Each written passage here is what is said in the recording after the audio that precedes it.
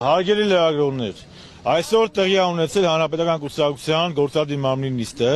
այնուհետև կուսակցության գործադիր մարմնի եւ ֆրակցիայի համատեղ նիստը։ Մեր որոշումը, ինչպես մենք հայտարարել ենք խմբակցության նիստից հետո, խմբակցության հայտարարության մեջ, մենք որպես կուսակցություն մնում ենք մեր սկզբունքային կարծիքին, միևնույն ժամանակ մենք օժանդակելու ենք падգամավորների 1/3-ի ստորագրությունը ունեցող վարչապետի տեխնացուին, տվյալ դեպքում Նիկոլ Փաշինյանին, եթե ես չեմ սխալվում, Փաշինյանի օգտին հավաքվել է 45 ստորագրություն եւ Հայաստանի Հանրապետական խմբակցությունը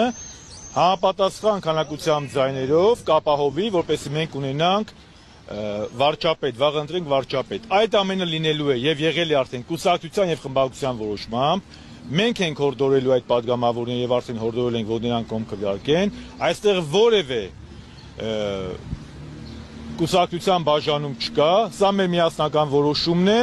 եւ վաղը մնացած հարցերի մասին խմբակցության ղեկավարը Հոգի կողմ կքվեարկի։ Մի րոպե, ես ասեցի, վաղը կիմանաք։ Ես ասեցի, 45 ձայն իրենք ունեն, մենք համապատասխան քանակությամբ ձայներ կապահովենք, որպեսզի 1/3-ի ստորագրությունը ունեցող վարչապետի տեխնացու, տվյալ դեպքում Նիկոլ Փաշինյանը, ընտրվի վաղը վարչապետ։ 40 դե մի կարող է 8 լինի, կարող է 10 լինի, կարող է 11 լինի։ Ես ասեցի։